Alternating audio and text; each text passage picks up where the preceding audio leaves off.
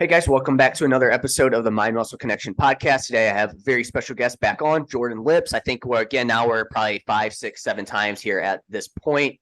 Jordan's frozen on the screen. I hope he's still there. Yeah, I'm still here. Okay, cool. You just froze. I don't know if that's on my end or not, but either way, happy to have you back on, man. How's everything going on your end? Things are good. Let me know. Let me know if something happens connection wise, and we can sort it out. But things are good. I'm moving in 5 days, and so I'm moving back to the East Coast, moving to North Carolina from Texas, and man, moving blows. So just I'm not at my normal office right now. I'm just like sitting on the couch. Guys packed everything up. It is what it is. Very excited to move, but also just moving just sucks in general. Little stressful, but all good. Cool, man. So I didn't realize you were actually moving. I knew you were looking into doing it. So you guys ended up figuring out you got a place and everything like that. So when you said that moves next week that you guys are moving to North Carolina? Yeah, we're moving on Monday, and yeah, just the drill, just packing all the bullshit up. We're using movers, but they're still. We decided to do half moving. I don't know if you've ever moved before, but like movers, hiring movers is like the greatest thing ever. The first time we moved to Texas, you just don't touch literally anything in your house. They come in and they pack everything up. There was They like, pack it? yeah, they pack everything out of everything, out of every cabinet. They pack it, and the first time there was like it was like militant. These guys were like so on point. Jenna and I just sat on the couch until it was time to get up, essentially. This time around, we have the home gym. So moving the home gym is mad expensive. I was going to ask about that. And so in an attempt to save some money, we do the packing, they do the moving. So we are doing all the boxing and they will do all of the moving it. And ironically, I'm all about saving some money. I'm all fine with that. But I really like boxing up this shit sucks. I And bet. so I'm like, could I take on 3 more clients and pay for this extra thing so I don't have to do this? But it's too late. We've come too far. And so we've been boxing shit up all week. And yeah, it is what it is. All good. Yeah, I was, as you said, you were moving. I was like, man, that home gym you got, that's got to be the hardest part. Because I think we actually talked about this a couple of months ago when we talked about the home gym, about the moving aspect of it. And so now here we are. You're actually crossing this bridge now at this point. So is it already put away, or or you still have to do that aspect of it? So the home gym, so they will move it, but they aren't equipped to take everything apart. And so I have a Prime Prodigy rack, which is the thing's a beast, and so that needs to be broken down. So I'm gonna break that down for them, and then they will move it. And then I have a leg extension ham curl that they don't need to break down; they can just pick it up, put it in the truck. And then I have a hip extension they can just pick up, put in the truck.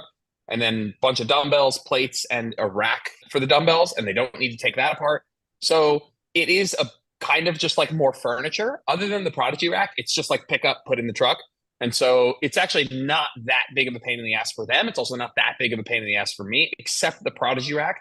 Breaking that down, I bet. it might be a pain in the ass. It might not be. My dad is like, I'm the least handy, most useless person ever. My dad is super duper handy. He's going to come down and he's going to take the drive with us just to hang out with us. And he's going to help me take it down and just whatever, just come with us for the move and give me an extra hand in terms of breaking this thing down. But yeah, that part's annoying. But it turns out most machines, you have to ask if you're the mover, does breaking this down actually help me move it better? And sometimes it doesn't. And Yeah. the leg extension is easier to move. You just pick it up and move it. And so it's just the rack, and it is what it is. It's fine. Yeah. No, I could see that rack being a big pain. And I wonder if is it easier to take it down or easier to put it up? You know what? I always say I put it together on my own. I put it together with a couple of my friends. I was the puppet master putting this together. I had no faith in myself doing it, and I did it. And I know that might be easy for some people, but for me, I'm not handy. And yeah, I think it was, I don't know. I've never taken it down. This will be a first. We'll see, but yeah. putting together wasn't the end of the world. Yeah. What's the new, are you going to still have a home gym now? I'm assuming at the new place you got that picked out. Was that one of the big kind of like things that you were looking for? Absolutely. 2-car garage with 0 cars in it. That's the plan. 2-car garage, no cars in the garage. Immediately, my wife's been begging for a hack squat. That's going to be the first purchase, is get a hack or a squat press. You and I have talked about that, Jeremiah. Yeah. That's the squat press. And I'm like, I just need that squat press. But a hack squat press.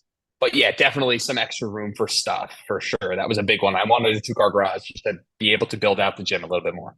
Cool. Yeah, no, that's awesome. So a little bit more space, so you'll be able to add in a little bit more to this one. And what was for you guys? I know you were only in Austin for, I think, a couple of years from what you told me. What was the reason for the move? Yeah, we originally came to Texas. It was like just literally pre-COVID, and I had just quit working at I was owning a gym at the time, and I just decided to go fully online, and fully online turned out to be something I loved a ton.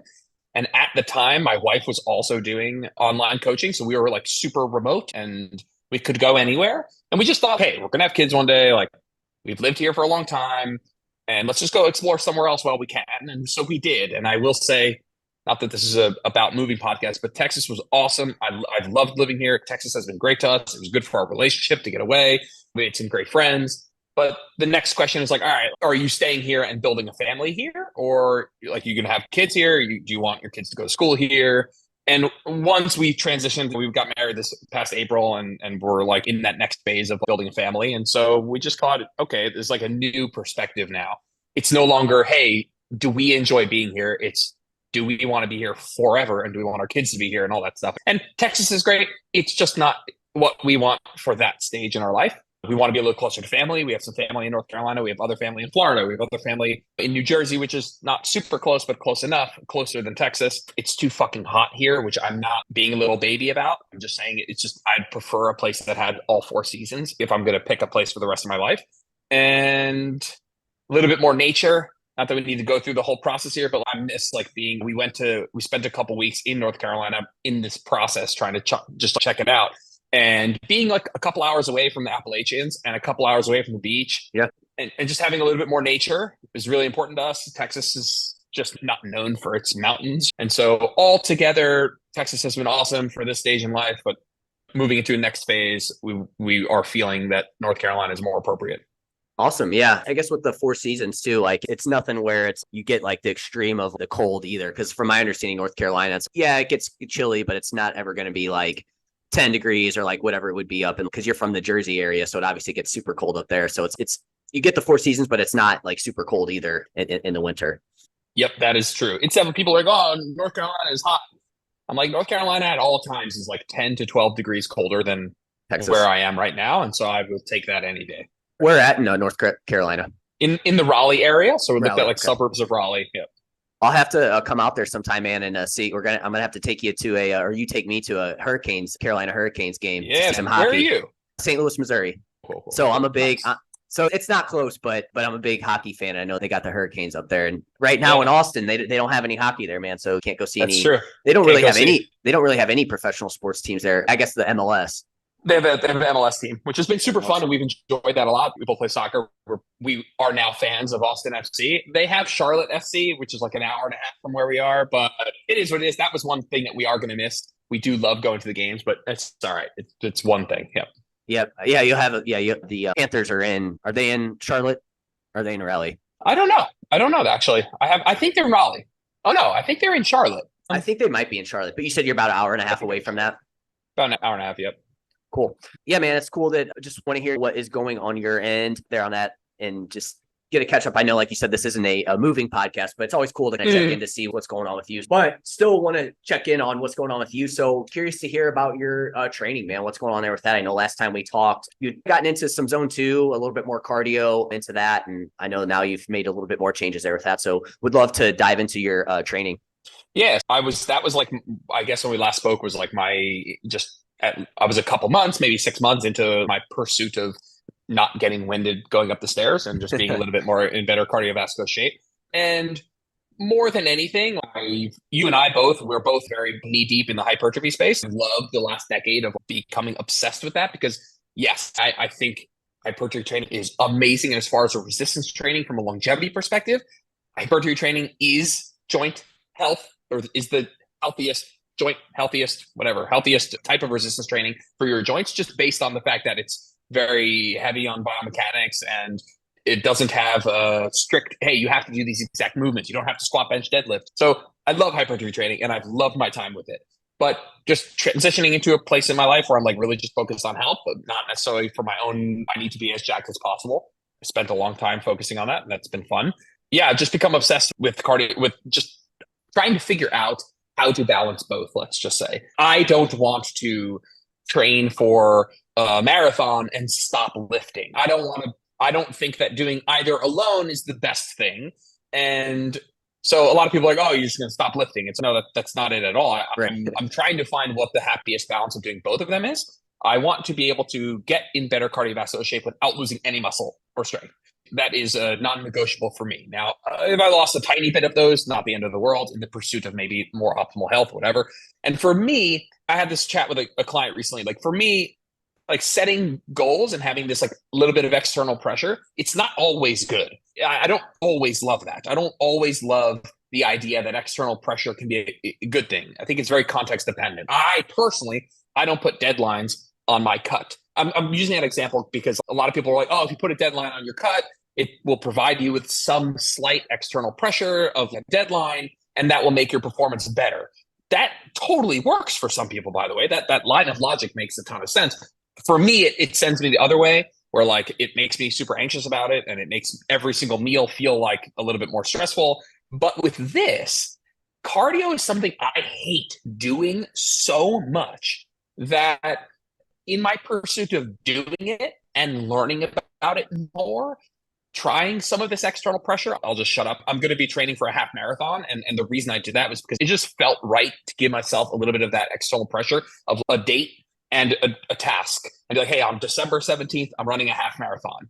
And so for me, that's actually been a really nice form of external pressure. It doesn't feel overwhelming. It might feel overwhelming when it gets closer, but for me, it felt like really nice, feels good.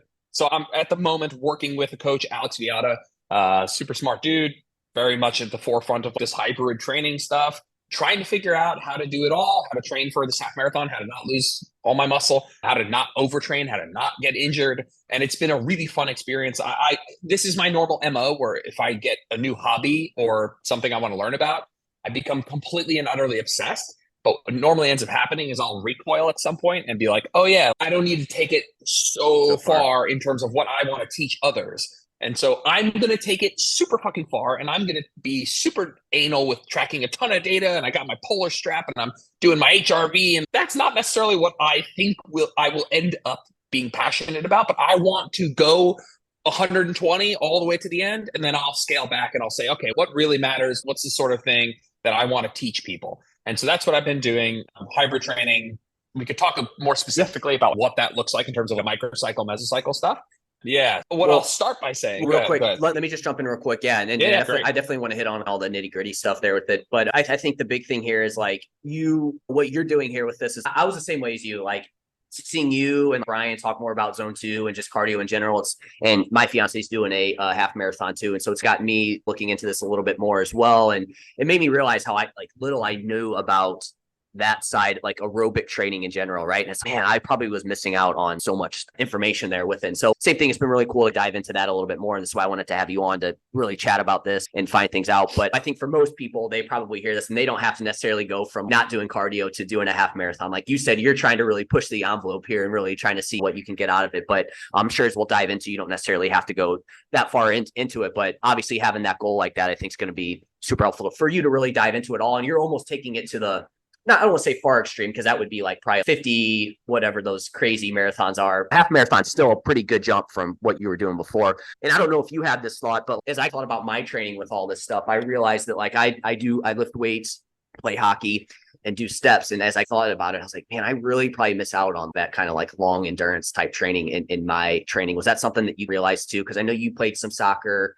I think you did steps. Was that something that kind of you realized as well too, where it was like, man, I just was missing out on this kind of specific type of training or adaptation? I actually think that if you're lifting and you're playing a sport a couple times a week, you're probably not missing much at all. Yeah. It is more so that I didn't know how to split this up for a client who wanted to do both, how to help them manage their time the best. When it comes to hypertrophy training, I'm all about efficiency. But then when it came to this, I was like, I actually don't know what is the minimum effective dose of cardiovascular training. What should you do and for how long? How do you fit that into your week? And I had no idea about any of that stuff. It was just ironically just like not paradoxical, but almost hypocritical of like when it came to lifting, I was like, hey, you got to do it this way and this way. And there's certain parameters. I think I'm pretty flexible with how I look at hypertrophy training. But then when it came to cardio, I was like, yeah, just go do some stuff. Like that didn't make much sense that I looked at that side of things with a lot less scrutiny, a lot less detail. It just didn't make sense. And when it came to, I had a client who said, hey, I want to train for a half marathon.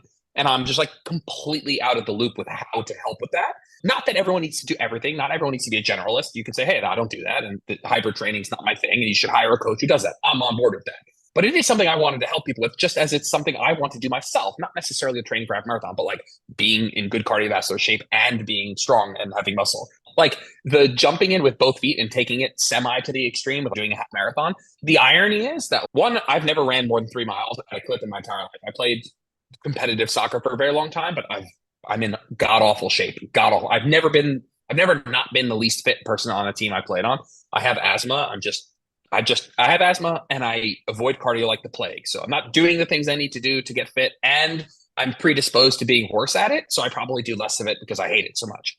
But the thing with the half marathon is the reason I chose that distance, just for context, is if you're doing like a 5K, a mile run, a 5K, a 10K, you probably don't ever need to do really long running. Like you don't, in order to do like a 10K, it's a 6 point something miles.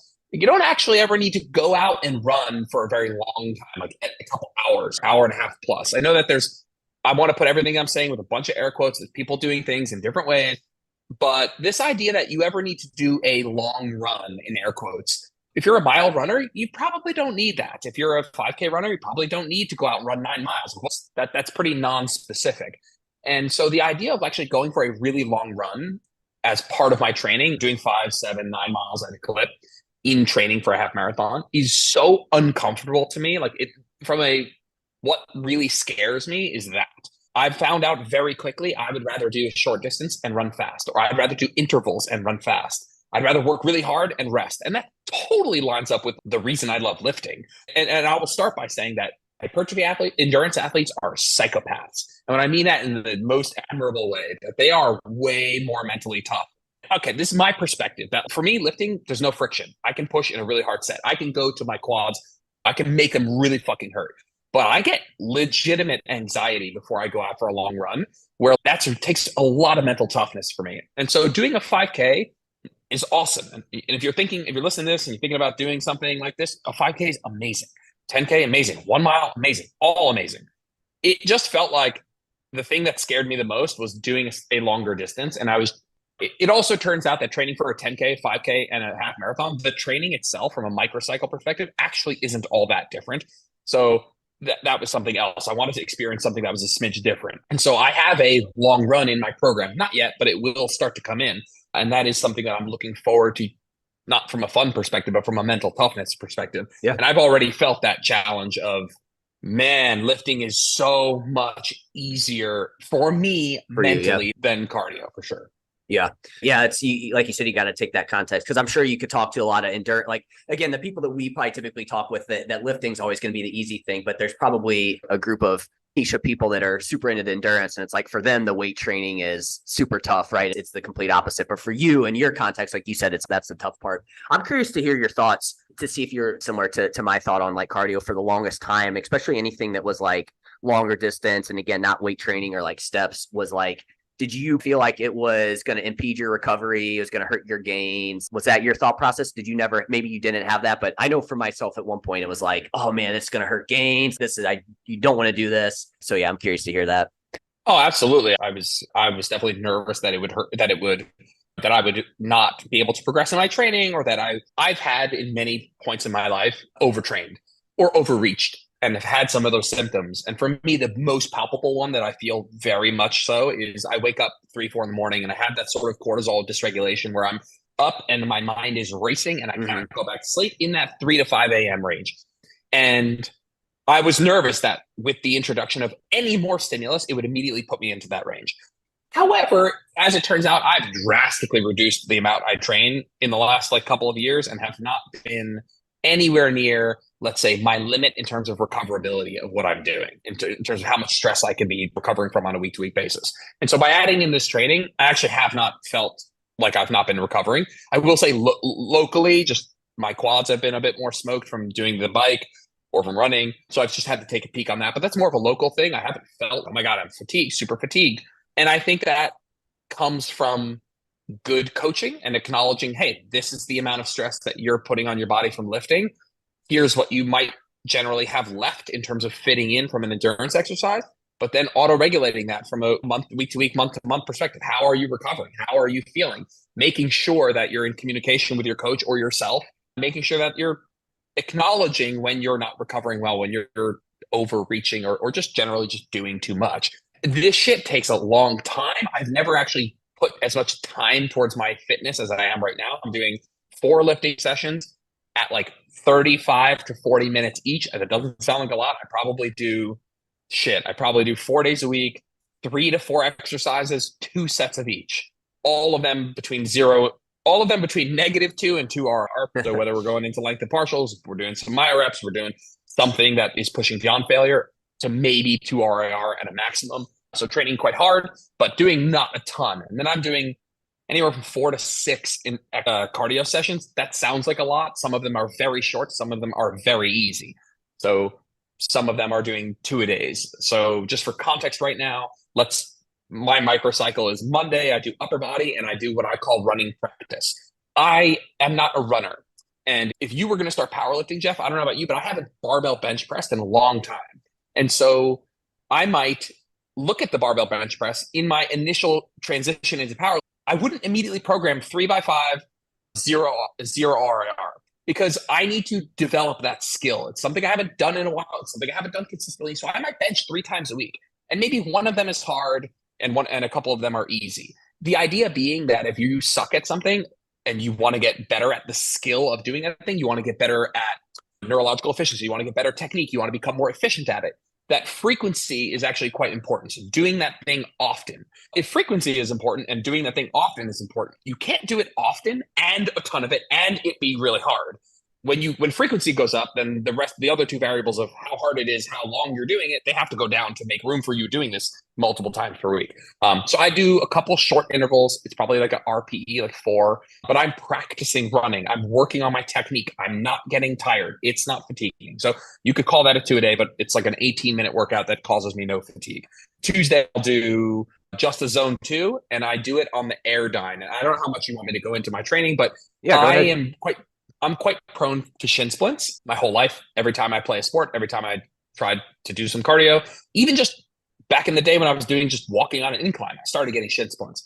So I'm using running just as practice. It's like you had a shoulder problem when you bench press, right? Imagine you had a shoulder problem when you bench press, but you want to learn to bench press. So here you are doing a bunch of this light work and you're like, hey, I want to get better at the technique because I know I'm prone to getting shoulder pain when I go too hard, too fast on the barbell. So you're like, okay, I'll barbell a few times a week, but I'll keep it light and I'll just treat it as skill development. But I still need strong pecs and delts.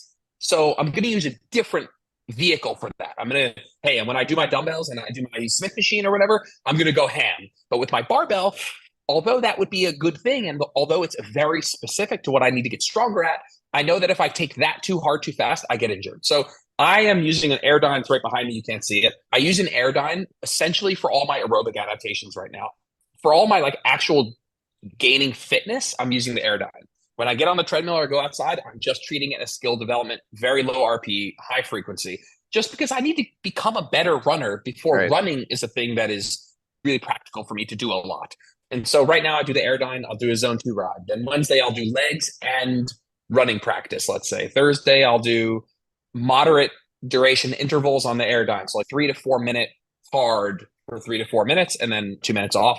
And then Friday and Saturday are pretty rough. I have an upper and a zone 2 on Friday. And then I have lower and sprints on the Airdyne on Saturday. And then Sunday's completely off. So I'm doing 8 or 9 sessions a week. But I will say it doesn't feel that crazy. And yeah, I will say it doesn't feel that crazy. Everything feels doable, mostly because my lifting sessions are short. I pick exercises that I like, that I know are effective for me. And I'm not getting injured. I'm trying to figure out why it doesn't feel so bad. Because it's way more than I've been training. I guess God, I hate this. You ever see Louis Capaldi? I don't think so. He's has a famous song, at least one famous song, incredibly talented. I think he's Scottish or Irish. And he has this, I think it was a TikTok where he's talking about how he's been exercising more. And I fucking hate, he curses every 2 seconds. I fucking hate exercise. And he starts hating all of the stuff about it. And then at the end, the thing I hate most is how good I feel doing it. I fucking hate that I feel better. And I have to say, I hate that though. I hate that I feel good lately. It could be placebo, could be like Yeah. confirmation bias of I'm doing this cardio stuff, I should feel better. But I genuinely have been enjoying it, probably because I have a coach with a plan. I know that I and you as a coach, sometimes the clients that hire us, like it immediately becomes more fun because they feel like they have a nice plan and they're like on track. And so that's certainly making this more enjoyable than me just like trying to figure this out on my own. But yeah, that's the long and short of it. Using running for skill development, using the Aerodyne for aerobic development. But it's like you were training for a powerlifting competition. As I get closer to the competition, I need to move to more specific things. And so I will slowly be moving into more running. So long as my shins can handle it, maybe I'll swap one Aerodyne session out for a run session.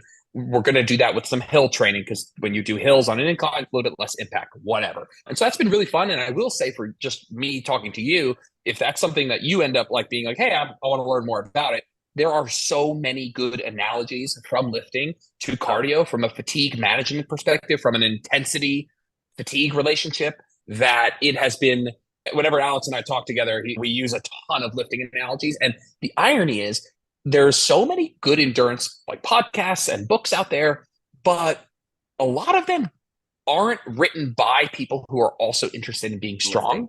Yeah. The lifting portion of these books is very often, hey, how little can I do of this just to potentiate my endurance like performance?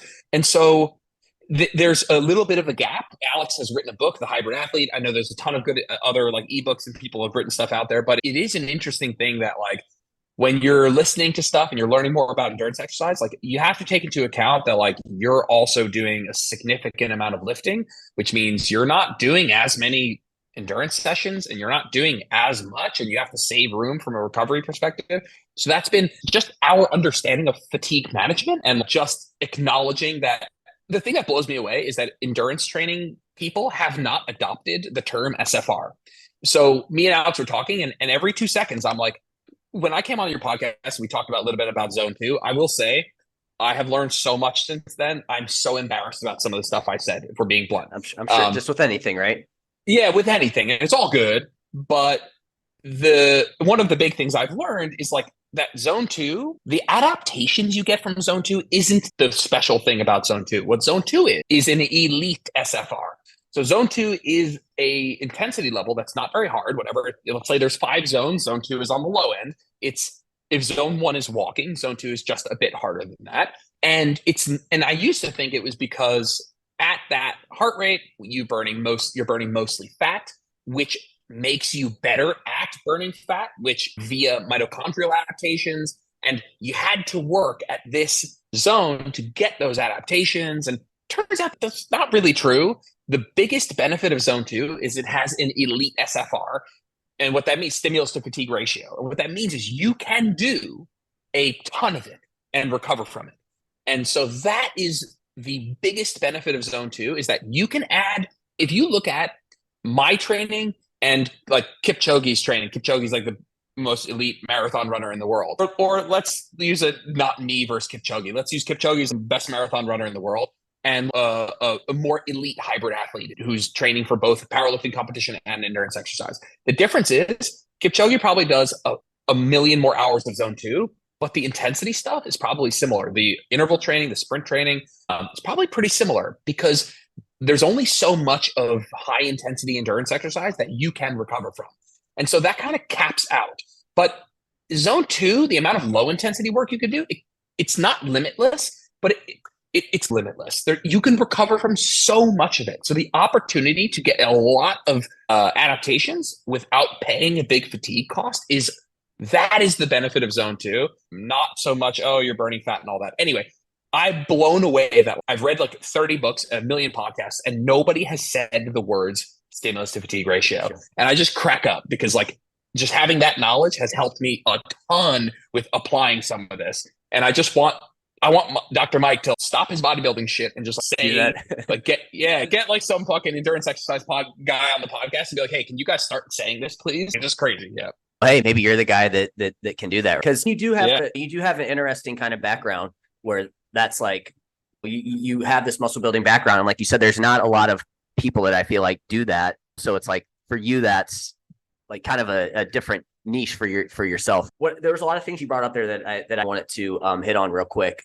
The first, though, and I put this in my notes, was the carryover from how to build muscle in terms of some of the things that I've learned and stuff you were talking about, how there really is that big carryover from that. And so I'm glad you brought that up, because that was a note that I wanted to bring up there. I was going to mention, hey, that seems like there's, if you have a good understanding of this, especially like you said, SFR, fatigue management, like there are things that you can take with it. And I'm also really glad that you hit on the zone 2 aspect of what the big benefit of it is there, because I think this is probably where most people get this wrong, and why I had originally told you that, hey, I felt like this wasn't great for your recovery, but it probably is because of people are training too hard when they get into this. And then it's, now you are fatiguing yourself. So you're not going to be able to recover from that. Specifically going over why you think zone 2 is so important, I think was key there. I know too that, because I did listen to a podcast that Alex was on, and he was talking about zone 2, and he said that a lot of the reason people burn themselves out is because they're consistently training, and that they feel like they need to train hard all the time. And I actually related this to my fiance last night, who's, like I said, getting ready for a half marathon. It's the same thing with like building muscle. If you just go in there and you try to do your most all the time, you're not going to be able to recover from that. You're not actually going to progress. Like, making that connection there was super helpful. Anyways, I'm just going on and on about all the things you said. So I wanted to ask you a couple things real quick. You mentioned you spend this kind of period of time of working on getting better at running. You have these like what you call technique sessions. How do you exactly do that? Do you take form video for your coach, or do you just look up the technique, or what does that involve? Yeah, so we've done a gait analysis and we've talked a little bit about that stuff. Gait analysis is it's like lifting, where if someone has a huge butt wink on their squat, like a really big one, and it's really notable, you're probably going to address it indirectly or directly. But if someone's technique isn't breaking some really strict rule where they might injure themselves or something, like if someone's benching with no arch in their back, it's okay, you're going to be much stronger if we can work on this arch. But everybody's technique is going to be a little bit different. And you don't want someone who's I don't want to teach Lane Norton how to push his knees over his toe more, because he is his strongest based on his anthropometry and his technique and how he's grown up squatting, when he does more of a good morning squat, when he pushes his hips back more. So you might take a look at Lane's squat and you're like, yeah, why don't you push your knees over your toes more? And it's because this is how he is strongest. And it's better for me to lean into my athlete's natural proclivities a little bit more. Now, there isn't to say that I'm sure Lane's coach still works on his technique with him, but he's not looking at it like, oh, there's some objectively correct technique that we need to move you towards. And so it's the same thing. So we'll look at a gait analysis and, hey, are you doing anything or not doing or not doing something that's very likely going to help? But on some level, I need you to be running in a way that feels very comfortable for you. So it's not like you take the gait analysis and you say, okay, there's an objective right way to run, and we need to move you towards that. And so we certainly have taken some form videos. We've done some slight modifications, some mostly things for me to think about while I'm running. And then let's say you were, again, doing the bench press and you were like, hey, I want to get better at the bench. You probably go in and you do 50% of what you can do. Let's say you're working with, let's say you can bench 200 for 10, maybe you do 100 for 5, and you're really working on that technique. That's what I'll do. My specific practice running workout is 1 minute at 6.5 miles an hour, that is a pace that we've chosen because it is a real running technique. If I go up to 10 miles an hour, my technique will start to change. And so your technique might be different on a 1 RM than it is on a 15 RM, just based on the load that you're lifting. And so I wanted to introduce a speed that makes me run at a pace that roughly emulates what I'll be doing in the actual race. I might not run at 6.5 miles an hour. It might be 7.2, it might be 5.7, but it's roughly that. And so I'll run for 1 minute and I'll take 45 seconds. And for me, I'll do some form of upper body mobility. So I'll do 1 minute of jogging and then 45 seconds of upper body mobility, because in looking at my gait analysis and my technique, it's a lack of trunk rotation that seems to be or it seems to be something I could improve on so that I can run faster or run at the same speed, but it feel less tiring. And so I'll do a minute running, and then I'll do some med ball rotations or a pass through or a T-spine rotation or a cat camel or whatever. And then I'll get back on, I'll do another minute. And that whole workout, I might do that 6 times, 6 rounds. 6.5 miles an hour is not that fast to go for 1 minute. So overall, not very tiring. The whole point is to acknowledge what you and I already know from lifting is like, if you have a newbie, you don't train them all the way to failure on neurologically complex shit, because they're going to ingrain improper suboptimal motor patterns because they can't really work close to failure without a technique breakdown. So me, I am the newbie. So what I need is an accumulation of a lot of high quality reps. So I'm not going anywhere near failure in my running, because guess what happens when I go to failure? My fucking arms flail, my technique breaks down, and that's me ingraining bad motor patterns. Now, of course, when I'm out there racing at some point, yeah, I'm going to be dead, and it's more of a get it done, Jordan. But I'd like to spend the time leading up to that, accumulating as many good reps as I can. Because as you do more and more like volume, it's like that's when all that stuff probably will start to add up a little bit more as well too. So do you send him like videos of you running, or is that kind of what that looks like then? Yeah, we absolutely do that. We've done that enough now that we're not doing that. What we'll do probably is after a month, we'll change out that upper body mobility for maybe something else to see if there's something else that we can do to make me feel even more natural and better while I run. I chose the upper body mobility stuff because I felt like for specifics, I wasn't swinging through with my left arm nearly as much. I'd like swing through with my right arm and then barely swing with the left and swing through the right. And that can be for a multitude of reasons, of which we don't need to go into of why that might be, but it's like I need to intentionally have a little bit more trunk rotation, just a little bit. And once I have that down where I'm intentionally doing that, maybe it's time to work on something else. So definitely a form video thing for sure. The Airdyne, there's no form video, which kind of speaks to the benefit of the Airdyne, is that it's not a neurologically complex movement. It's something where, you can go ham and not worry about a technique breakdown so much, mostly because it's not the modality that I'm ultimately going to train in. It's the same bench press analogy where I'm going to sit down in a chest press. I'm not as worried about my technique in a chest press. I'm worried about getting that stimulus. Yeah, that's what the Airdyne provides. Cool. Yeah, no, I love these analogies with like building muscle because I think it can be super helpful to understand it. So you mentioned too earlier that you're just feeling good. And again, could this maybe be like, hey, you have a new goal that obviously is going to be helpful. It's maybe with hypertrophy training, it can get a little boring after a while. It's like you did it for so long. And so maybe a new goal is helping you feel good. But I'm curious to have you hit on that a little bit more in terms of how you feel like, is this like like a day-to-day feel good type thing? Yeah, maybe if you want to hit on that just a little bit more. I know it's funny. There's things in life that I hate saying how much they're great. One of them is the Ninja Creamy, which is funny. That just came to my mind. I'm like, I hate how great it is. And when I'm first of all, I still hate doing cardio. This has not changed how I feel about my cardio workouts, but I genuinely feel good afterwards. And that sometimes I'm feeling pretty dead afterwards, but I genuinely feel pretty good afterwards. And overall, I think it's a bit of, okay, I feel better. I'm a little bit more cardiovascularly fit. Maybe there's some like psychological stuff that I enjoy the workouts, but it's a lot also of what you said. I'm not jumping down this like runner's high. I'm so much more cardiovascularly fit. And that's like making me feel better and I sleep better. And it is a ton of honeymoon period where I'm like really enjoying working on it and I'm enjoying learning. And it's a perfect storm for me of I'm enjoying learning about it. I'm enjoying doing it and learning from my own data. And I actually have two clients I'm coaching right now, training hard, want to keep muscle, but also training for a marathon. And so I'm really enjoying kind of the learning and the doing and the applying. So I don't know if it's just that. It's not like I'm like, wow, I sleep so much better and all this stuff. Yeah. Okay. Yeah. I didn't know if there was anything like that you noticed from day to day that you do feel better from that standpoint. So it doesn't sound like there's a ton of that going on, but you do feel better like after you run. We're probably tracing this back to this is a new thing. So it's like fun to learn about it. So you're just exploring this whole new like kind of avenue of stuff. And that's probably Totally. and it's a new goal too. So it's like that right there is just makes you feel better. Go ahead. And the mental toughness side of things is I really suck at this. I'll just be honest with you. There's a lot of people who like, I have a friend, I have friends all the time. I tell them, hey, what's going on? I'm training for a half marathon. They're like, oh, I did a marathon. I did one. I don't know how these people just fucking show up for a marathon and do a marathon. I had a friend of mine who like, he plays on my soccer team. He's not in great shape. He's in fine shape, but he's, I ran a marathon last year. Yeah, it was super fun. I'm like, what? And I'll get DMs all the time lately about people saying, I ran a marathon last year. And it seems whatever. I suck at this. I know I suck.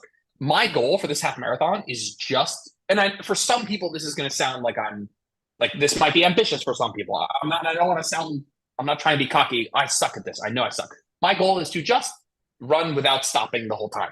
That's it. As in, I don't care if I'm going at my slowest running pace ever.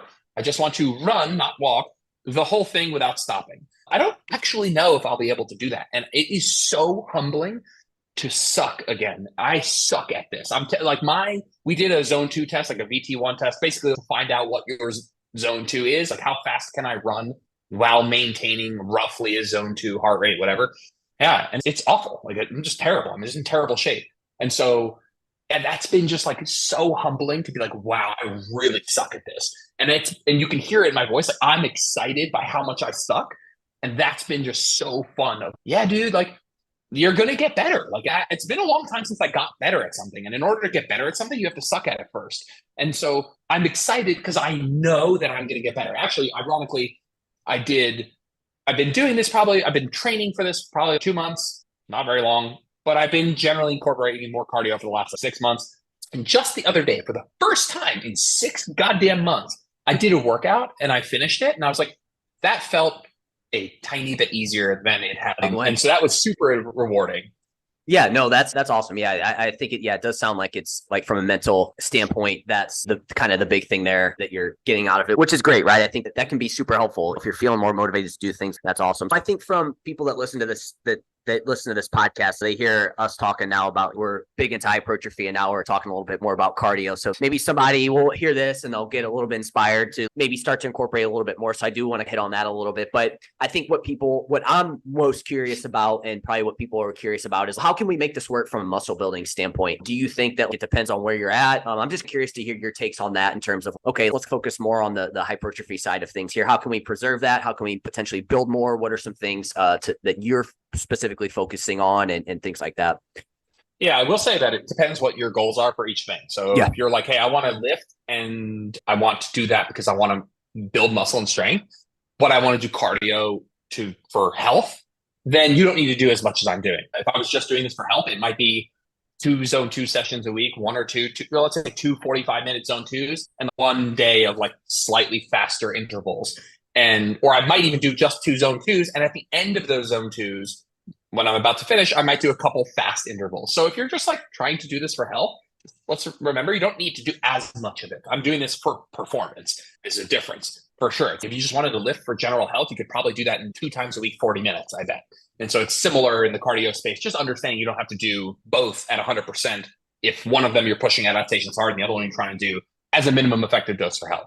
And so if you are doing that, where you're like, I want to lift, I want to get adaptations, I want to build muscle, but I want to do some of this cardio for health, you don't really need to worry about it interfering with your weight training. Like by deciding that you're just doing this for health, you should be not doing so much that it interferes with your lifting.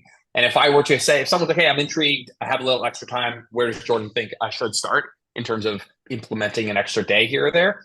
I would say something like that, maybe 1 zone 2 sesh and maybe 1 slightly fast interval, or 2 zone 2s, each with 2 really fast spurts of a minute interval. There are many ways to do it, but just remember, the less you do, the less it matters what you do. So if you're a sedentary person, or whatever, you guys, everyone gets this. If you're training 2 times a week, I don't want you to use any RIR because I just don't care. You're not going to overtrain. You're not doing very much. If you're training 7 times a week, now we need what you're doing and how hard you're doing it. Now it's really a really important variable. If you turn 7 knobs, each up by 1 RIR, that's a huge jump in stimulus and fatigue. But if you're like, I'm training 2 days a week. So what I did was I incorporated 2 days of zone 2 into my group program. My group program, they train 4 days a week. I implemented 2 zone 2s. And immediately a lot of people were like, oh my God, I'm in zone 3 when I'm doing cardio. Oh my God, my heart rate's at 10 beats per minute faster than you told me it should be. And people not freaked out, but we'll use the word freaked out. They didn't freak out, but people were like, oh, am I doing this right? And I've come to realize that, you're just doing 2 days at like low intensity. If it's a little faster than it was supposed to be, like, let's not jump off a cliff over it. It's really not that big a deal. And so if someone, I lift 3 or 4 days a week, I want to do some cardio. Okay, do 2 days of anything you enjoy, and just understanding the volume intensity inverse relationship. So if you want to do something and you really enjoy it and it's higher intensity, don't do it for an hour, right? Do it for 15 to 20 minutes. And if you want to go slower, then do it for a little bit longer. And it literally doesn't have to, it picks and understand the inverse relationship between volume, let's say duration and intensity, and you're going to be fine. And you're going to get some really nice health benefits that way, frankly. And so, that's where I'm at. I think it's important just to understand that. I know that when someone's, I'm only adding 2 days, but now I'm doing 6 days, or I'm doing 4 days of lifting and 2 days of cardio. So it does matter. It's It's not like you're just doing 2 days of cardio. You've added 2 days of cardio on top of 4 days of lifting. But I still think an addition of 1 to 2 days of cardio, it won't matter so much what you do unless you run yourself into the ground, high intensity, for a long time duration on both days, let's say. Yeah. So again, this is where that like zone 2 kind of comes in, to where it's like, again, this is almost just like that you're getting that recovery benefit from it. And if anything, if you're in very poor shape from that standpoint, it's like it may even help with your recovery, was my understanding of it as well too, if you're in, super poor shape there on that side of things. So really paying attention to that intensity. But like you said, at the end of the day, it's like, if you're only doing it twice a week, it's the margin of error is a little bit larger than, like you said, if you were doing what you're doing here, where it's like you do have to be a little bit more careful. Is there anything, and maybe we take this from a standpoint of, and you can take this however you want, but is there anything that you specifically would look out for in terms of like really trying to preserve the like, again, you said the intensity, things like that. Is there anything else, smaller details that you would focus on? If again, you're just, let's take it from somebody that's just trying to add in a couple days, and then we can take it into you specifically what you're doing right now, with understanding that what you're doing is a lot more than somebody that just wants to add in a couple days of zone 2. Yeah, I think a very intuitive principle that I think is the most important is don't show up to the thing you care about most really tired. And I think that's okay. Where does that apply? It applies in how you're arranging the workouts during the week. And so when people are like, oh, if I'm doing cardio and training in the same session, what should I do first? Don't show up to the thing you care about most really tired. And so you probably do the thing you care about most first, lift maybe. If you're doing, let's say, not on the same day, don't show up to the thing you care about most really tired. So maybe don't book your hardest interval session on Wednesday and then your hardest leg day on Thursday. And that's the long and short of it. And most people aren't doing enough total work. I currently am doing enough that it takes a little bit more of a puzzle. We could talk about some of those choices. But if you're implementing cardio, you're like, oh, what day should I do it? If it's zone 2, I don't give a shit. You shouldn't be so fucking tired from zone 2 that your leg day suffers the next day. If you're finding that you are, one of two things is happening. You're so new to cardio that even doing it right makes you a little sore. And I'm cool with that, because that's going to go away after a couple of weeks of doing it. And that's fine. All right, you're a couple leg days, you showed up a little bit, maybe a little bit, your hip flexors or your quads or your abs are a little bit tired. I'm good with that. So what? You had a couple of workouts, not your best, but you did the zone 2 adequately. It wasn't too hard, but it's so new for you that it did, no matter what, affect the next day's training. Okay. A necessary pathway along the introduction of this.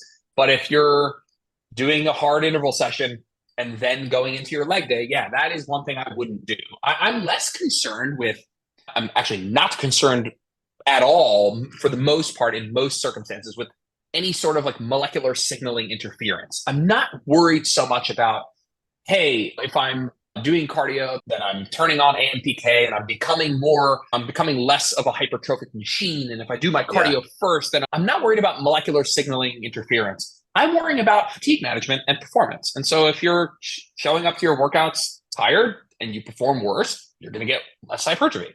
But if you're showing up and you feel fine because you're not tired, because whatever you did the day before didn't tire you out, then I think you're going to do just fine. And so those have been big. When I'm looking at my week, that is how I think about this, where I'm like, yeah, I have a hard workout here. I should do like hard, easy, hard, easy, hard, easy to some degree. And when I have to do 2-a-days, I will schedule the thing I care about most first and try. And there's some other things of like when you should do the high intensity. Should you do that after a leg day or after an upper body day? Doesn't matter so much. If you're thinking about where should I add these sessions in, think about it. And am I going to show up to the thing I care about most really tired? If the answer is no, then I'm good with however you scheduled it. Yeah, no, I love how you just simplify that, because really at the end of the day, that is the most important thing. Like, what are you most concerned about? And like you said, because I think, again, this goes into like when people are trying to gain weight and build muscle, they're overly focused on the caloric intake, how much weight they're gaining, when how's your training going? Really making sure that's in a good spot, right? And we can simplify it down to that, and that makes things a lot easier, and it can get away from these kind of hard questions that we have to, or things that we kind of overcomplicate in our head. So I love that. I love that you really simplified that down. So for you specifically, then what are some things here that you're focused on? And again, maybe if you want to go over like the choice behind it, because again, I think it's ultimately going to come down to, we didn't even ask this, for you, is the half marathon like your number one goal, or is it like there are 50-50, or does that matter for you at this point? No, that's fair. I am certainly okay with this not being, like, technically speaking, the word hybrid training implies that I'm trying to get better at both modalities simultaneously. It is a slight semantic argument, and maybe there are people who disagree with me, but this is my current understanding of it, that the word concurrent training is like an umbrella term of doing two things at once. But concurrent training can be putting one thing at maintenance and the other thing pushing adaptation. Right. Hybrid training, I think, is like a subcategory of concurrent training that implies I'm trying to get better at both simultaneously. I'm not trying to get better at both simultaneously. I'm trying to maintain muscle. Okay. And I'm trying to get better at endurance adaptations. However, it's interesting. However, the thing I care about more is maintaining muscle. So it's a weird backwards way of saying it. I care more about maintaining muscle than I do about getting better. But I care more about getting better at endurance than I care about getting better. I'm not trying to get better at hypertrophy. I'm not trying to build muscle. So my ordering of my days, like how I'm structuring the workouts, abides by what I just went over, which is the thing I care about most is my lifting. So I will schedule it to make sure I'm fresh as possible for my lifting, even if that slightly takes away from what would be optimal for my endurance training, which factually it must. However, I'm doing an amount of volume from an endurance perspective that's going to push adaptations, and I'm doing an amount of volume from a resistance training that I think is in combination with not being in a surplus. I think right now, this isn't super technical. I'm doing enough volume that if I were to eat in a surplus, I build muscle. But I'm not doing enough volume that if I'm at maintenance, I'm going to build any appreciable amount of muscle. I think that's exactly where I'm sitting. Where maybe if we're getting super nerdy, maybe that's impossible. Maybe that means that I'm still building muscle, but it's just mega, mega slow. I would just say that I'm not building muscle. Visually, I don't think I'm building muscle. Mentally, I'm not focused on building muscle. I'm certainly in there to train hard, but mostly I really hope on race day, I can take progress photos and it looks 6 months ago. And so, I'm still prioritizing my lifting because I really need that stimulus because I really don't want to lose muscle. But from a volume perspective, I'm pushing the endurance more for sure. And I'm sure something that goes into that too is your training age and like how much muscle you currently have. I'm sure that's all going to factor into that as well too. And again, like with the endurance side of things, you don't, from my understanding, and other than 6 months ago, you don't have a ton of background there with that. So it's again, what you're going to adapt to that's probably going to be a little less now. And over time, I'm sure those things are going to change as well too. So what are some other things, like anything else that you're specifically focused on then, knowing that, hey, like maintaining muscle is your main goal here? Is there anything else that you're focused on either from like a nutrition standpoint or anything like that to really focus on that aspect, or training wise as well too? Yeah. If you're going to reduce volume, I've just taken all of the minimalist principles that will allow me to maintain muscle in the least amount of time, and I've turned them all the way up. And I'm looking at all the stability in the world. I'm trying to chest support everything. I'm trying to find alternative setups that don't require as much neurological fatigue, central fatigue. The most fatiguing thing I'm doing is an RDL right now, a heavy RDL. But I'm okay with that because from a stimulus perspective, it's still so robust that from a time perspective, it's such a good trade for me. I'm going to keep a heavy RDL in there because I know that I can do 2 sets of that. Between that and 2 sets of hamstring curls to failure into partials, I can maintain my hamstring. I can maintain my hamstrings and maybe add my glutes. And so I'm turning up all of those knobs, all the stability, all the chest support, hack squat over back squat, seated hamstring curl because it trains a little bit more lengthened position, biasing my leg extension to the more lengthened position, doing more lengthened position work in general, doing myo reps into partials. I am currently at this situation where I don't feel like going really close to failure feels that fatiguing for me anymore. I know that there is a larger fatigue component to going to failure than going shy from failure. That's a fact. Because 0 RIR is more fatiguing than 2 RIR. But it doesn't feel like that anymore for me so much as I've challenged that. We used to take this, hey, fatigue ramps up exponentially as we get close to failure. And I just self-fulfilling prophesied that, where like failure felt super fatiguing. And it just doesn't anymore. And I also know in the back of my mind that I'm only doing 2 sets. I'm only doing 3 exercises. On upper body day, I do 4 exercises. Lower body day, it's like 3. And one of them's like hip flexors on the cable machine. And so I'm like, you ain't got enough exercises here to bitch out right now. Like, right. You just don't have a rep to waste. And so, with my RDL, close to failure on an RDL, it's like an oxymoron anyway. Like, when is failure on an RDL? But I train them super fucking hard. And every opportunity I have to train to failure or beyond in a safe, stable environment, I do it because I know I'm not doing that many sets, that I'm worried about overtraining or any of that. I need every stimulus from every rep that I can get. And so that from a training perspective, more length of position stuff, higher stability stuff. When it's safe to go to failure and beyond, I do it. Not a ton of neurologically fatiguing stuff, centrally fatiguing stuff. The problem is right now, actually, that the heat is making everything so much more.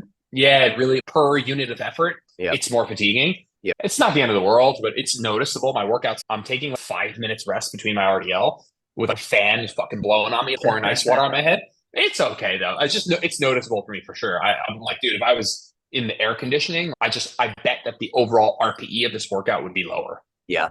Yeah, no, that heat really does make a difference. So a couple questions, and I'm wondering too if this just goes to show the importance of like how you can monitor like your volume to where now that you are doing less sets, less exercises overall, how even just from a mental fatigue standpoint, how much easier that is for you and how maybe big of a factor that could potentially be playing in there. But I think it also, again, just goes to show maybe the lower volume you do, you're able to maybe push that failure a little bit more. And that can just seems like that's what the research shows anyways with it. And again, that kind of interplay there between volume and intensity. Two questions off your training. Has rep range changed? And then in terms of like muscle groups, are you still focusing maybe on some what we would call quote unquote accessory work, arm type stuff, things like that? Is that still in there? Or and yeah, I'm curious to hear those two things. Yeah, I do no direct arm training. So I do, let's say 4 exercises on the day. It's a push, pull, push, pull, push, delts. And the other day is pull, push, pull, delts. And I know delts is a catch-all term, but let's say medial delts. And so all bilateral pushing and pulling. Actually, I do 1 pull around. So that's 3 bilateral press movements, one on, let's say, divided amongst 3 angles, 1 relatively flat, 1 slight incline, 1 60-degree, more delt focused. And then very similar for my back exercises. 1 thing that's directly overhead, 1 thing that's directly horizontal, 1 thing that's in the middle. And I vary my arm path, sometimes a little bit wider, sometimes a little bit more tucked, enough to cover all of those bases as best I can with 3 exercises. And then I'll do 1 wrist height cable lateral raise for a more lengthy position. And actually, I'm doing a wrist height cable lateral raise and a dumbbell behind the back, which are technically both lengthened, but in a slightly different way. Yeah, so that's how I wasn't. What was the original question?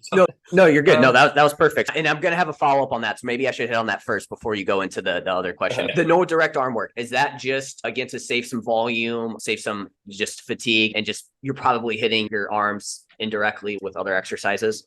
Yep, for sure. I have a pull-up in my program, which if you take a pull-up to complete failure, like where you literally can't do another rep, at some point I'm at least for me, the stimulus shifts from my back to my biceps. And so by the end of the set, I feel like my back was to 0 RIR, and then I was able to do like muscle up a couple more reps with my biceps. And I always have a serious tricep pump, or at least enough of a pump that I know they worked when I do a lot of pressing. So it's good enough for me. Like you said, just like playing this stimulus to time ratio game where I'm like, it's not a good stimulus to time for me to do. I was doing 1 all out set to failure biceps with maybe a myo reps, maybe into partials, and then doing that also for triceps. But I just traded that out for medial delts, just because I think medial delts, if we're just being blunt, just aren't hit with any of the stuff I mentioned, where biceps and triceps technically are hit to some degree. And so that just felt like a more logical thing to do with that little extra 6 minutes at the end of the workout, let's say. I'm glad you said this because it's confirmed. I made this like post where I was talking about you'd have like your staples of like hypertrophy training, and then things that like if you have time, like you put them in there. And I put the medial delts in there as like in the staple because that is something that you don't necessarily always hit. Whereas like the biceps and triceps were in the like if you have time, volume, and air things to mess with, you obviously want to do that if you want those to grow. I'm glad that confirmed my thought process on that. Now, as far as rep ranges go, do you change that up? Is that the same? Is that going to be altered a little bit? The discussion very generally of could you alter that if you're like looking to get less fatigued per set? You could. Me personally, I've been lazy as shit.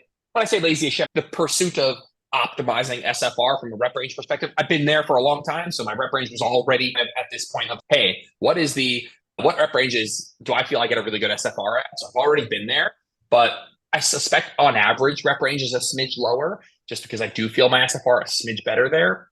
That might look different on different movements, but in the 6 to 10, everything. And I might even say everything. And yeah, some things are 9s and 10s. So in the 6 to 10 for sure. That's where I've been for the vast majority of the last couple of years anyway. So it hasn't personally changed, but you could say that slightly lower rep ranges are slightly less fatiguing. So in this pursuit of making room for adding in something that's more stressful, like endurance training, hey, how can I reduce the fatigue from exercises, from resistance training? So I have room to fit in more something else. Yeah, one of the things you could do is say, what's like my least fatiguing rep range for this movement? Let me do that. It's certainly a good idea. Yeah. So really, it sounds like it's just really going to come down to probably the individual at that point too. And like finding out where you feel best and your training. And again, that might change a little bit. And then also like the specific exercise as well too is going to alter that. So all those things that you want to factor in there with that. So Is there anything else from a training perspective that you want to hit on your end that maybe we didn't touch? If not, we can maybe switch over to what kind of, and I'm sure this will take a lot less time, but what nutrition looks like on your end right now while you're doing all this? Sure. I guess given the platform to give an open-ended discussion on something here is I actually am so fascinated at the difference. I've never trained for performance. I've never been a power lifter, never been an Olympic weightlifter. Bodybuilding is not a performance sport. So here's like just philosophically something I'm working through is like bodybuilding or hypertrophy training, it's synonymous. It's like a stimulus accumulation sport. It's like I need to get a lot of this stimulus, but as long as I'm doing decent enough exercises, enough sets, close enough to failure in a pretty wide rep range, all of the things that you need to do for hypertrophy, the wiggle room is wide because I don't actually need to be really good at any specific thing. I just need to acquire a lot of stimulus. Yeah. And that is what I love about hypertrophy is that it's so forgiving. There's so much, not endless, but there's a lot of logical ways to go about it. And there's a lot of things you can do that if you add up reps, sets, intensity, exercise selection, duration, whatever, will lead to hypertrophy. But I don't actually have to be good at anything. I need to be good at showing up. I need to be good at the technique. I need to be good at eating a lot of food. But I don't actually have to go in. Yes, performance is important and training close to failure is important. But ironically, there's enough studies that show like that you can do hypertrophy training and get really great gains, even under high fatigue, even when performance is suffering a little bit. That isn't the same for performance sport. Just strictly hypertrophy to powerlifting. Like powerlifting, you can't do under as much fatigue. The actual weight that you are lifting is independently important for that sport.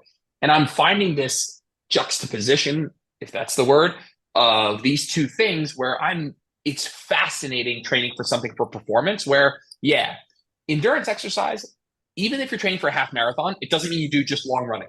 Even if you're training for a mile, it doesn't mean you do just short running. There's a ton of overlap. The mile run, training for the 5K and training for the marathon are incredibly similar. The amount of speed work you do might be a little different. The way you do the speed work, the way you do the intervals might be a little different, but the programs, if everybody listening to Google's like Kipchoge's workout, and then you go look at this guy who just broke the world record for the 2 mile, you go look at their programs, they're more similar than you would suspect for something you thought was very different. And when we're talking about performance, I just think it's such an interesting thing because it's more about being good at a thing. Like it's a combination of acquiring a lot of stimulus, getting a lot of reps, a lot of volume. That is true. It's still there. I need a lot of stimulus. I need a lot of time running, right? It's not just specific practice. I can't practice run my way to getting better. I need to get a lot of volume, a lot of stimulus. But it is fascinating, this difference here, this dichotomy of, I need to be, like how fast I run is way more important than how much I lifted.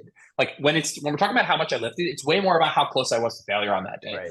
Whereas like how close I was to failure is important from a fatigue management perspective, but I actually need to know, did I hit the target pace today? And it's not black and white. There's certainly overlap, but training for performance has been a really interesting thing I've never cared about, like hypertrophy is the sport of making lightweight feel heavy. Performance sport across the board is making your target task easier. So I always use the example of a pull-up for hypertrophy and a pull-up for CrossFit have entirely different goals. For hypertrophy, I'm trying to use as much muscle as possible. For hypertrophy or for CrossFit, I'm trying to use as little muscle as possible because I want to do as many as possible without getting tired. Where for hypertrophy, I want to do as little as possible to get tired, to get those muscles tired. And so I'm finding that to be quite enjoyable. Where like just acknowledging the difference there in psychology, in how I'm training, in the importance of practicing. Like Olympic weightlifters and every Olympic weightlifter and powerlifter will know what I'm saying when they acknowledge like speed work is important and practicing doing the lifts even with a lightweight because skill development is important. But with hypertrophy, man, you don't have that. You don't have that, and so it's beautiful. It talks to what's beautiful about hypertrophy, but it's also been beautiful to see the performance side of things and how that just psychologically can change what you're thinking about. And it's made me fall back in love with hypertrophy and just double down on the beauty of what feels like stimulus acquisition with a wide range of how you do that. And even though there's a wide range from an endurance exercise perspective, there's people with a bunch of different philosophies that are very different. And all of these people are performing really well. So it goes to show there are several ways to skin a cat. But it is interesting to think more about doing these sorts of things is going to help me by making me more efficient. Where hypertrophy, it's an inefficiency game. I want to be inefficient. I want to leave the muscles on their own to do the work. I don't want any momentum. I don't want body anguish. I don't want bringing in muscles that weren't supposed to be helping. And I just find that dichotomy is pretty fascinating. Yeah, no, that is super cool. Like you said there, I never really thought of it that way. You're not going to go in and do like practice for hypertrophy. You're just going in and you're trying to build muscle. You're not going to have that practice. Obviously, yeah, you want to get good. I'm sure you want your technique to be dialed in for that. But again, doesn't really require the amount of technique work that you need for running, something like that. Because like you said, you're trying to get in enough stimulus to drive adaptation, but you also need to do it in a way that doesn't add too much fatigue to where then you can't get that. And then obviously you add in the hypertrophy work, that's going to add in something there. So I'm curious on the nutrition side of things, what does that look like for you there on that? I'm assuming, again, this changes things for you because now it's not necessarily body comp focused, it's more performance focused. And obviously I'm sure a lot of things, there's still a ton of carryover, but I'm sure some things are slightly different now compared to when you were more body comp focused. Yeah, the nutrition side of things, let me take my headphones out. They're about to dive into Yep. Yeah, so from a nutrition perspective, my first thought is just acknowledging that I'm more active now. And from a calorie perspective, I'm going to need more calories. I've been not tracking for a very long time. And that's not entirely true. We can talk about what I am doing, but I haven't been putting anything in an app for a very long time. And I've gotten about 10,000 steps a day or so. And I'm pretty on point with, hey, this is going to be my maintenance calories. But with the introduction of quite a bit more activity, I knew that it was going to go up. And so I thought to myself, I'm going to get back to tracking because I know that if I'm not intentional with this, I might undereat. That was more of what I was like concerned with, is that I don't want to underfuel. I'm not worried about body comp. I want to fuel. I want to perform. I want to get adaptations. Quickly realized I'm just not in a place where I want to need to track, frankly. I eat anywhere from 3 to 3,500 calories a day. And I just eyeball out 3 1,000 calorie meals and 1 500 calorie meal. And doing that mental math as I'm building the meal at this point is so unbelievably easy because most of what I eat is the same thing. And so it just turned out that I didn't want to do that. Now, as far as eating more, I started out by just eating a little bit more and seeing what happened with my body weight. I just hopped on the scale a couple times in the first couple of weeks, but I am actually still mostly going by feel. I'm going mostly by feel. I'm still doing 3,000 calorie meals, 1 500 calorie meal, just doing some mental math as I'm building those meals. But if I feel a bit hungrier, I'll just add a little bit more and I'll just go up a bit more. I feel good. My training's good. At the end of the day, what really matters is that I feel good during my training. It's not like that I feel good during my training is my North Star. It is the thing that I'm allowing to tell me whether or not I'm doing well with this. And I do feel good. I don't feel fatigued. I feel satiated on a daily basis. My body weight's not changing very much. And so from a nutrition perspective, more calories, I'm sure I'm eating more calories. And obviously not going mega low in carbohydrate. The thing is, even for me now, who is, I usually tell people hypertrophy training 3 to 4 times a week is not a glycolytic activity. You do not need a high carbohydrate diet to fuel that. You need to not have a ketogenic diet. You need to not have a mega low carb diet. You need some carbohydrates, but you just don't need to intentionally hyper focus on maximizing them. Now, I don't think there's a downside in doing that. And there's probably even just a theoretical minimal upside to doing that. But you have to weigh how much benefit I'm getting with how stressful it is for me to count all 3 macros, whatever. But I already eat a very carb-focused diet. So I'm just like not worried about, I need to up my carbs now. Like I know I'm eating hundreds and hundreds of carbs. And so it just hasn't really changed a whole lot. I'm focusing on eating a little bit more, but I already know I eat enough carbohydrates. If it ever comes to the point, I think when I get closer to the race, the real nutrition discussion will be like pre and intra race nutrition, optimizing that.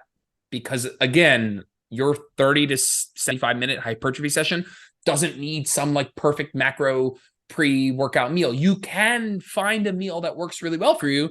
I'm just saying it's not as important to your overall progress. It goes back to the fact that your performance on any given day actually isn't that important to your overall progress for hypertrophy. But for this, it definitely is. And so am I going to fuel for this workout? Am I going to not fuel? Am I going to do it fasted and try and get some of those adaptations? Am I going to fuel during this workout or not? Which again, all becomes more important because the actual performance is more important, which again, it's just something cool, but something I don't know too much about just yet. Cool. Yeah. So again, you're just making sure that like you're paying attention to your performance. That's the most important. You want to make sure that's in a good spot, following basic, like just 4 meals there on that. And yeah, just making sure again, like body weight's not necessarily like trending down, or I'm assuming probably trending up either. You just wanted to stay within some sort of range there with that. And again, that's the main difference between this and a body comp goal of like fat loss or something like that. Cool, man. Is there anything before I let you go? Is there any other like insights working with Alex that you've had? And then again, what I'll have you do if you have anything from that standpoint or anything that we missed that maybe you want to hit on, and then you can just let the audience know where they can find you and anything like that. Yeah, not really. I think we covered a ton, frankly. Yeah, we did.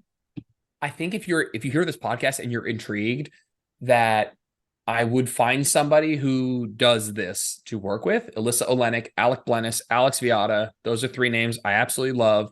They either do coaching, they have group options, they have do-it-yourself templates. I would go with that rather than finding a coach who does one and then just adding it on top kind of haphazardly. If you're trying to train for an event is what I'm saying. If you just want to add some cardio, you, Jeff, me, other people who have a loose understanding of, hey, if you don't do that much, it's okay. You don't have to worry too much about what you're doing. That's fine. But if you're like, hey, I want to train for this half or something, people have asked me like, when are you going to start a hybrid training group? I'm like, dude, I've been doing this for 6 months. Go find someone who's spent their whole life learning about this.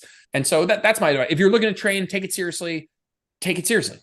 Find somebody who does this. Find someone who's familiar with integrating both of these things, or hire a coach for your marathon training, hire a coach for your lifting, and have those 2 people communicate, have the programs. Don't take your lifting program and just layer on top a running program. That's a recipe for disaster. Yeah, no, I love that. It's just dependent on the goal. If you're trying to get this half marathon, probably best to get a coach or multiple coaches that can combine it, versus if you're just trying to add in a couple of days, it's like you said, you don't need anything super special there with that. So cool, man. Where you'd like to lead the audience to, or anything coming up that you want to share or anything like that? Yeah, cool. We spent the whole time talking about cardio, but I have a how-to program for hypertrophy ebook coming out. Depending on when this podcast comes out, it might already be out. Probably going to be, it's the 26th right now. It'll probably be out this upcoming Monday, maybe somewhere in the next 10 days. Super pumped about it. The book is titled How to Get Things Good Enough. That is what I'm about. I'm going to help you get all the variables, reps, sets, range of motion, rest times, exercise selection, program design, deloads, how to change your program over time. All of those things we'll cover, with an attempt to help coaches who maybe don't yet program for their clients because they're not sure how to be able to, and to start charging for it so you can make that part of your offering, or just for the fitness enthusiast who wants to program for themselves, even though that always sounds crazy to me, frankly. But yeah, that's coming out soon, and you can find everything on Instagram. I'll be posting about it. Cool. Awesome, man. Yeah, looking forward to that. That'll be awesome. So cool, man. Again, appreciate your time. A ton of great information here, and we'll chat with you next time. Thanks, bro. Appreciate you having me.